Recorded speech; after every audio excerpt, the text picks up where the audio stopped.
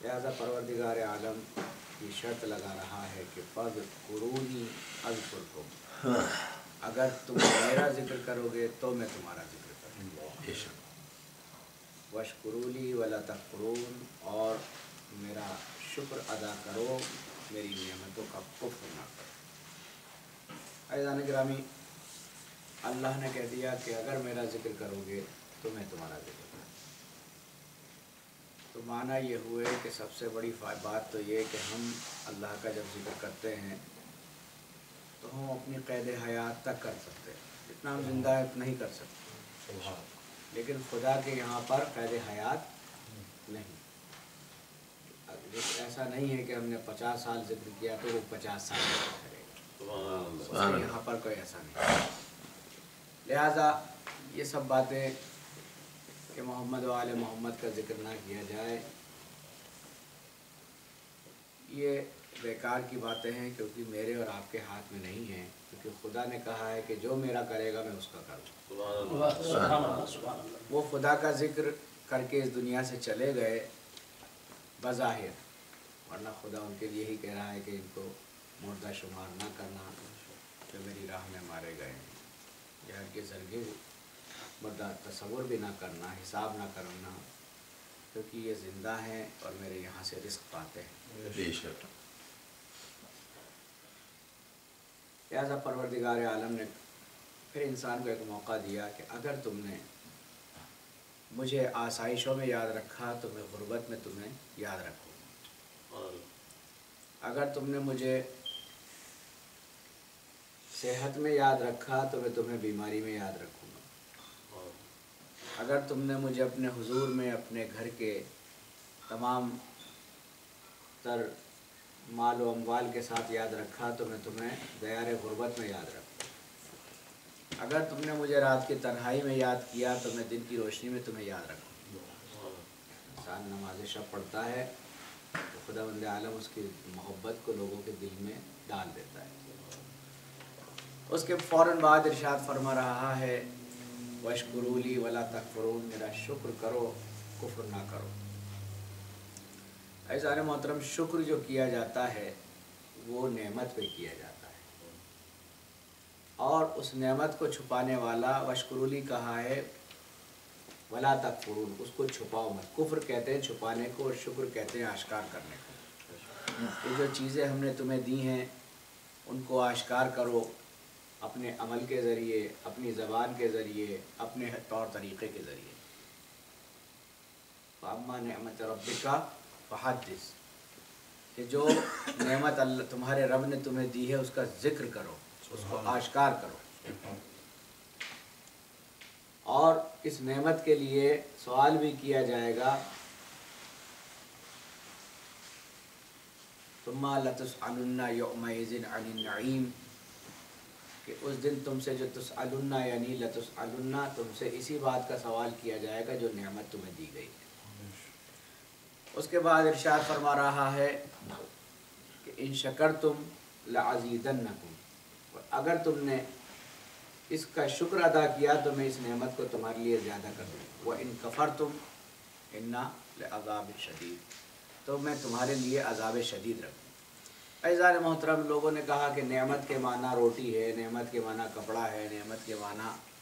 अज़ीज़ान मोहतरम, अगर आप देखेंगे तो जितना काफिर इसका कुफ्र करते हैं उनके पास तो ज़्यादा है। सुभान अल्लाह। अगर इन्हीं के माना नेमत होते तो फिर ये तो ज़्यादा करते हैं, इनको तो कुछ मिलना ही नहीं चाहिए था। खुदावंद आलम कह रहा है कि अगर शुक्र करोगे तो मैं इसको ज़्यादा करूँगा। ऐज़ान मोहतरम, जब इंसान ने देखा कि तमाम की तमाम चीज़ें बिल्कुल उल्टी हो रही हैं, और ये बच्चों के दिलों में जो सवाल है कि साहब खुदा ये कहता है, खुदा वो कहता है, हमसे ज़्यादा मज़े में तो ये कुफ़ार हैं कि जो कुछ नहीं करते हैं लेकिन हमसे अच्छा खाते हैं, अच्छा पहनते हैं। अब चाहे दिल को बहलाने के लिए जो कह लो, लेकिन मुमकिन यही लगता है कि खुदावंद आलम के नज़दीक ये चीज़ें तो फैज़ आम हैं, वो फैज़ को कभी नेमत नहीं कहता है, वो अपने फैज़ को कभी नेमत नहीं कहता है। सवाल भी उसी का करेगा कि जिसको उसने नेमत कहा है। जब हमने इमाम जाफ़र सादिक़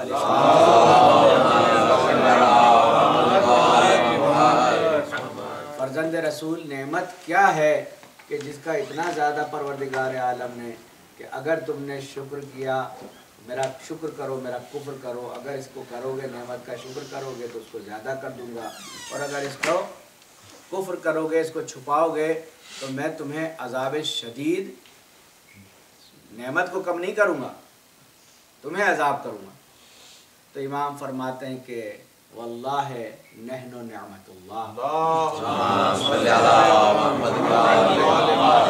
اللہ کی قسم ہم وہ نعمت خدا ہیں کہ جس کے ذریعے تم سے روز قیامت سوال کیا جائے گا۔ اور حدث کہتے ہیں حدیث کو، خبر کو، بیان کو، کہ اگر تمہیں اللہ نے فَأَمَّا نِعْمَةَ رَبِّكَ فَحَدِّث، کہ پھر تمہیں جو تمہارے رب نے نعمت دی ہے، ورنہ سیدھا سیدھا ہوتا کہ اگر جو تمہیں اللہ نے جو اللہ کا شکر کرو فحدث، اس کو بیان کرو، اللہ کو بیان کرو، لیکن یہ اللہ اپنے ساتھ ایک نعمت کا جو لفظ جوڑ رہا ہے، یعنی اپنا شکر نہیں کروا رہا بلکہ اس نعمت کا شکر کروا رہا ہے۔ تو معلوم یہ ہوا کہ خداوند عالم نے نعمت کے طور پہ ہمیں ائمہ اطہار علیہ السلام کا نورانی پے کر دیا ہے۔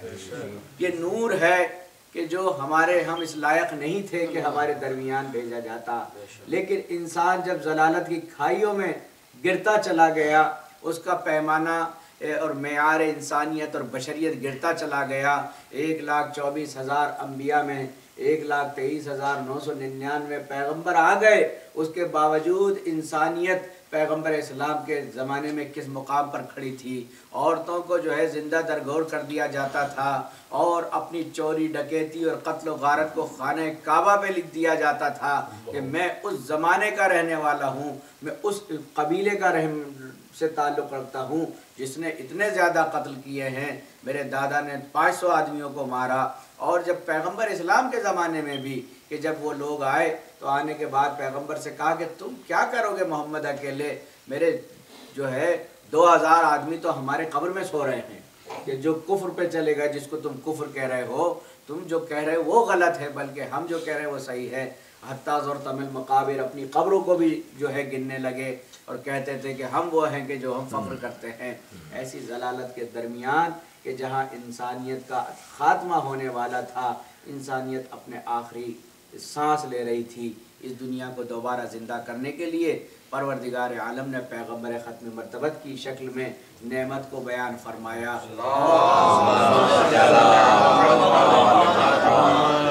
اور اس کو آشکار کرنے کے لیے بیان فرمایا۔ اسی سلسلے میں پیغمبر اسلام کی ایک حدیث گرامی بھی ہے، آپ فرماتے ہیں کہ ایک حدیث بیان فرماتے ہیں کہ من لم یشکر المخلوق لم یشکر الخالق، جس نے اس کی مخلوق کا شکر ادا نہیں کیا گویا اس نے خالق کا شکر ادا نہیں کیا۔ تو یہ نعمت وہ ہے کہ جو کم نہیں ہوتی بلکہ اس کا سوال کیا جائے گا۔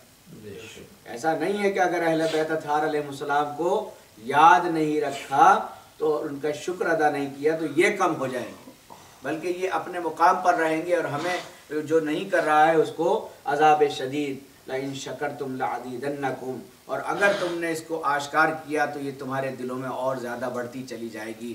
عزیزان گرامی، محبت اہل بیت یہی ہے، انسان جتنا ان سے محبت کرتا ہے اس کے لیے اس دنیا کے اسرار کے پردے اٹھتے چلے جاتے ہیں، اور اسرار کے پردے اٹھتے چلے جاتے ہیں، دنیا اس کی نظروں میں چھوٹی ہوتی چلی جاتی ہے، اور مقام اہل بیت اطہار علیہ السلام بڑھتا چلا جاتا ہے۔ آخر کیا وجہ ہے کہ حبش کی شہزادی اپنے تاج و تخت پر اپنی جوتیوں کو الٹا رکھ کر چلی آئی کہ مجھے پیغمبر اسلام کی کنیزی منظور ہے، کیونکہ آپ نے دیکھا کہ معرفت کی، یعنی جو مال و دولت کے لیے کام کرتا ہے اس کا ہدف یہی ہوتا ہے کہ مال و دولت مل جائے، لیکن جس کو مال و دولت مل جائے وہ اس سے اور اوپر کی سوچتا ہے کہ اب مجھے وہ مقام مل جائے کہ جس میں اس کی زندگی جو ہے تبدیل ہو جائے۔ فضہ کو کچھ نہ کچھ تو نظر آیا ہوگا جو اپنی حکومت کو چھوڑ کر، اپنی شہزادیت کو چھوڑ کر در رسول پر آ گئی اور کنیزی اختیار کر لی۔ عزیزان گرامی، خدا کے رسول نے بھی کہا کہ فضہ تم نے اس دنیا کو چھوڑا ہے تو اب ہم تمہیں دنیا پر حکمراں بنا دیں گے، اور یہی ہوا کہ جناب فضہ کو وہ حکمرانی ملی کہ جن لال و گوہر کے لیے لوگ بادشاہت کرتے ہیں، فضہ جن کنکروں پر اپنی نظریں ڈال دیتی تھی اور اگر ارادہ کرتی تھی کہ سونا بن جائے تو وہ سونا بن جایا کرتی۔ تو پیغمبر اسلام نے جب مومن کی صفات مسجد میں بیان کیے تو کچھ لوگ، کچھ عورتیں آئیں آنے کے بعد شہزادی کونین کا امتحان لینے کے لیے کہ اے فاطمہ تمہارے بابا نے یہ کہا ہے کہ اگر مومن ارادہ کر لے کہ اور اپنی نگاہیں پتھروں پہ ڈال دے تو وہ سونا بن جاتا ہے، آج ہم چاہتے ہیں کہ تمہاری شہزادی کا امتحان لیں۔ فضہ نے کہا خبردار ایسا میری شہزادی کے بارے میں شک و شبہ بھی نہ کرنا، اگر تو صرف اتنا ارادہ رکھتی ہے کہ یہ پتھر سونا بن جائیں تو دیکھ صحن خانہ میں کیا پڑا ہوا ہے۔ اب جو اس نے نگاہ کی تو کیا دیکھا، تمام کے تمام پتھر سونا بن چکے۔ عزیزان گرامی، فضہ کو وہ جو مقام اور جو کمال ملا وہ یہ ملا کہ پھر فضہ نے دنیا کی زبان میں گفتگو نہیں کی، آخری وقت میں فضہ قرآن سے صرف گفتگو کرتی، یعنی قرآن سے گفتگو کرتی تھی۔ سوال کیا جائے کسی بھی چیز کا تو اس کا جواب قرآن سے دیا کرتی تھی۔ یہ وہی دروازہ ہے۔ عزیزان گرامی، فضہ کہتے ہیں چاندی کو، کہتے ہیں کہ ان کی خدمت کرے چند روز جو باندی کی طرح، اس کا کردار چمکنے لگے چاندی کی طرح۔ یعنی اگر جناب زہرا سلام اللہ علیہ گرامی، میں بہت دنوں بعد گھر کے عزا خانے میں مجلس پڑھ رہا ہوں، خدا سلامت رکھے ہمارے سلطان بھائی کو اور تمام مومنین کو اپنے اپنے آرام اور اپنے اس وقت میں چھوڑ کر۔ عزیزان گرامی، یہ ہم یہ نعمت کا ذکر ہے۔ کیوں؟ لوگ کہتے ہیں کہ صاحب یہ کیا ہے کیا ہے، کچھ نہیں ہے۔ یہ شہزادی زینب، کیونکہ امام حسین علیہ السلام نے جو علم تیار کیے تھے وہ علم اپنے ہر ساتھی کو دیا تھا، کیونکہ علم اس زمانے میں ایک تو بڑا ہوتا تھا جو فوج کی علامت ہوتا تھا جو غازی کو دیا کر گیا تھا، اور ایک علم ایسا ہوتا تھا کہ جس کو جو ہے ایک پیغام کے طور پہ دیا تھا کہ بھئی یا تو امن و امان کر لو یا صلح کر لو۔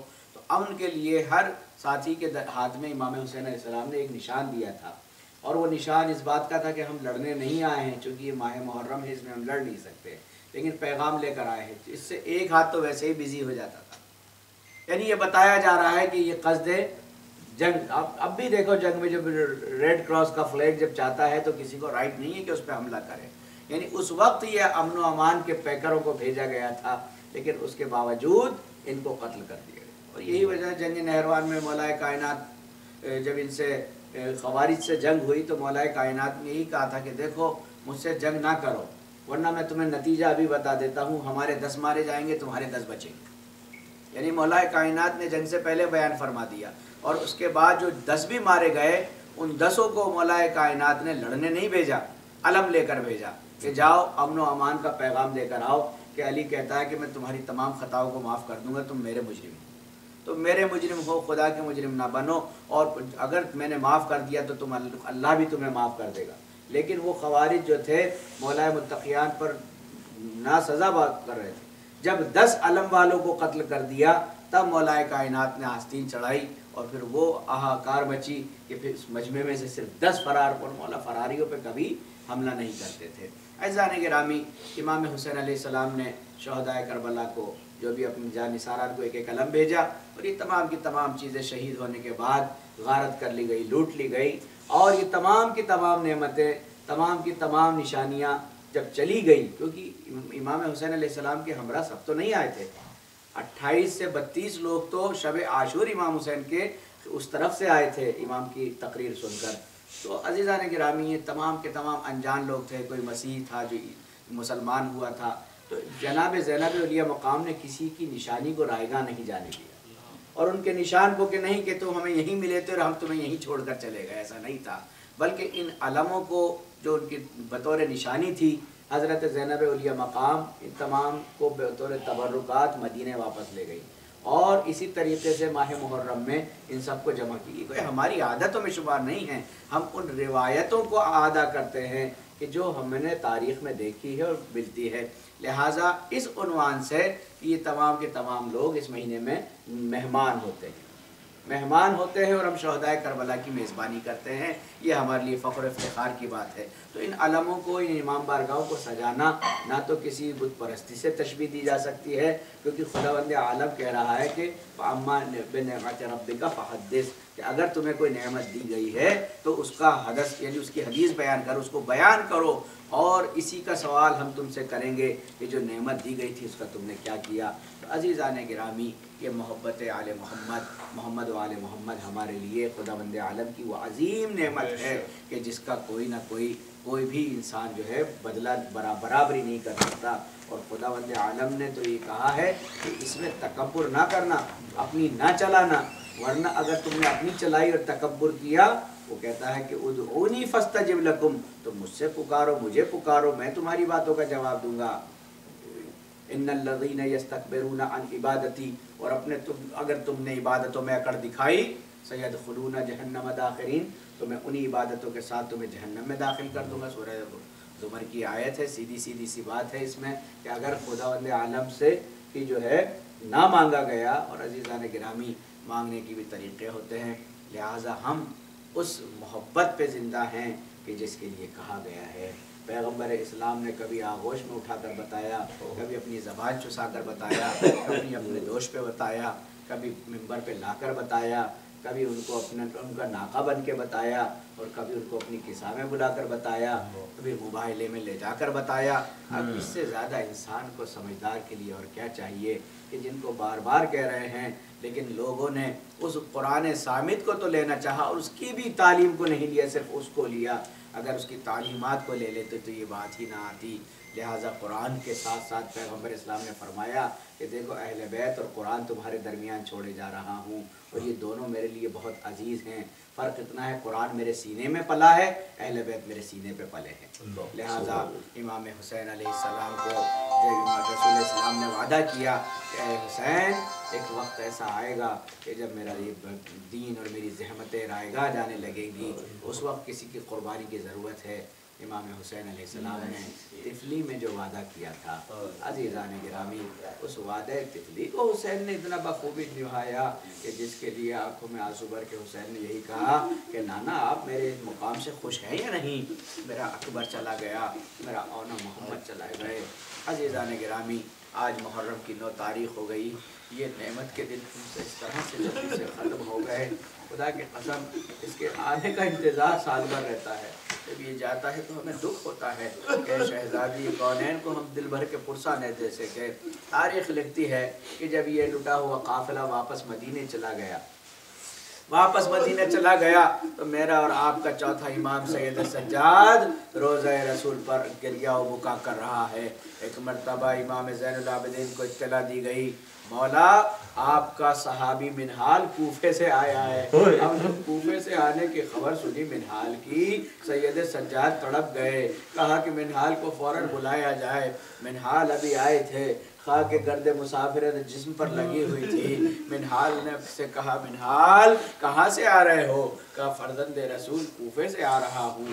کہا کب تک رکنے کا ارادہ ہے؟ کہا فرزند رسول اب تو زندگی یہیں گزارنے کا ارادہ ہے، چاہتا ہوں آپ کی خدمت میں رہوں اور مصائب سید الشہداء میں شرکت کروں. سنا ہے آپ بابا پر مصائب پڑھتے ہیں. عزیزو، ایک مرتبہ کوفے کے احوال دریافت کیے. منہال نے کہا فرزند رسول جب میں وہاں سے چلا تھا تو آپ کا غلام مختار آپ کے بابا کے دشمنوں سے بدلے لے رہا تھا.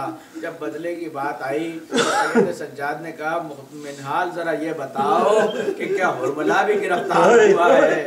ہرملا بھی گرفتار ہوا ہے؟ کہا نہیں، اس وقت تک تو ہرملا گرفتار ہوا.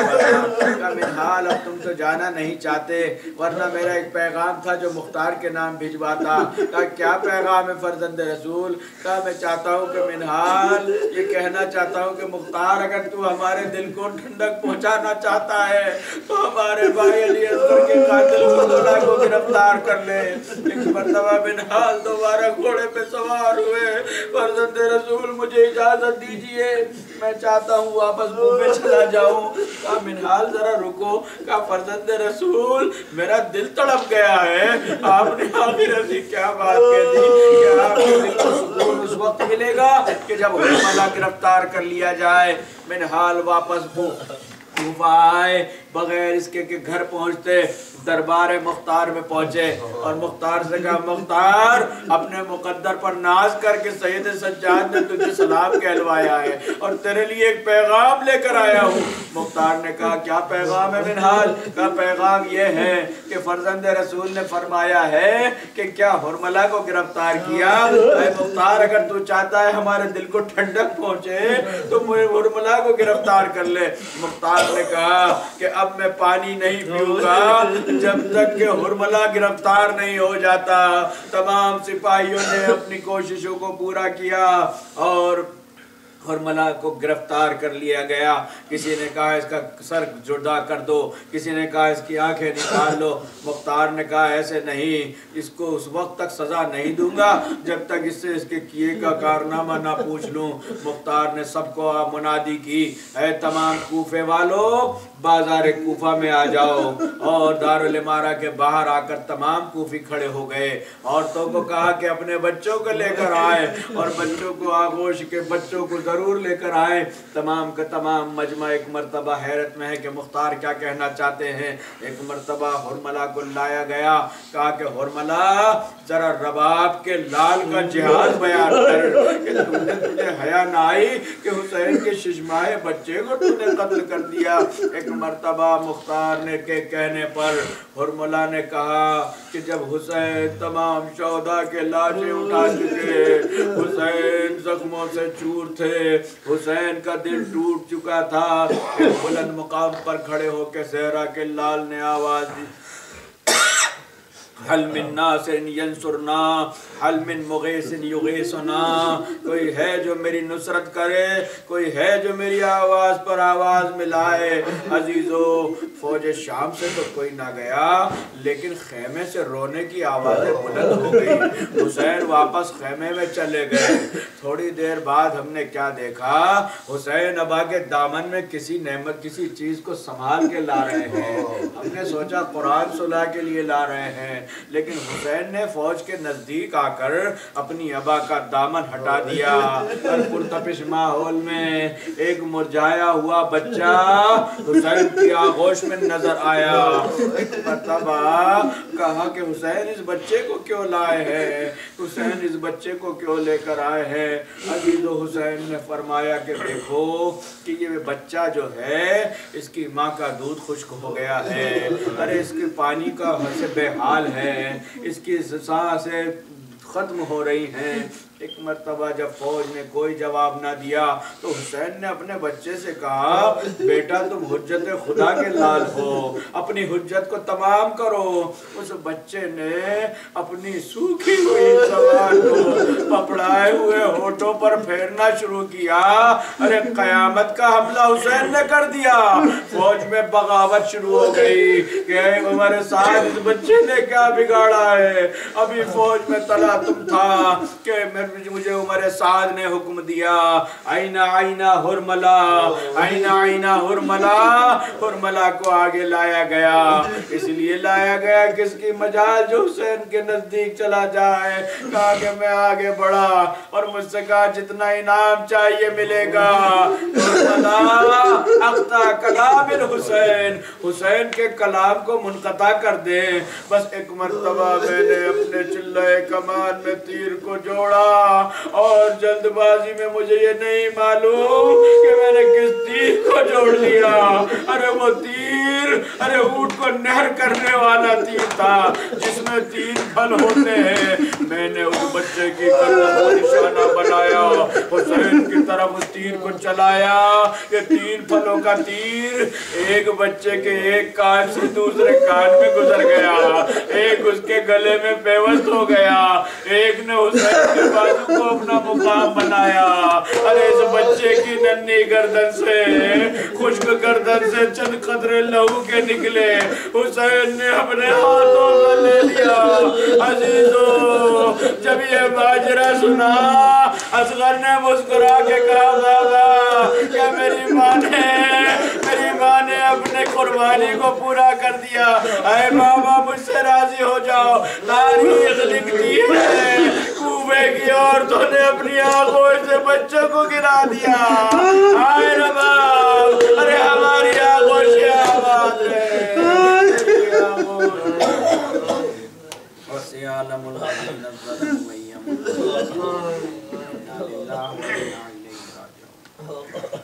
بار اللہ تجھے واسطہ محمد و آل محمد کا ان صدائے گریہ مرحم فرما۔ میرے معبود ہماری عزائب سید الشہداء کو قبول فرما۔ میرے معبود ہمارے آقا و مولا کو ہم سے راضی فرما. میرے معبود ہماری زندگی کا خاتمہ در حسین پر فرما. میرے معبود جیسا تو بنانا چاہتا ہے سب بننے کی توفیق عنایت فرما. مومنین کو صحت و عافیت عنایت فرما. تمام مومنین کی جان مال عزت آبرو کی محافظت فرما. بالخصوص جہاں پر دشمن مقابلے میں ہیں، جہاں جہاں بھی عزائے حسینی کی مخالفت ہو رہی ہے، میرے معبود مومنین کی حفاظت خصوصی فرما. دشمنان دین کو نیست و نابود فرما. میرے معبود امام زمانہ کے ظہور میں تعجیل فرما. ہم سب کو ان کے اعوان و انصار میں شمار فرما. ربنا تقبل منا انک انت السمیع العلیم برحمتک یا ارحم الراحمین. یا حسین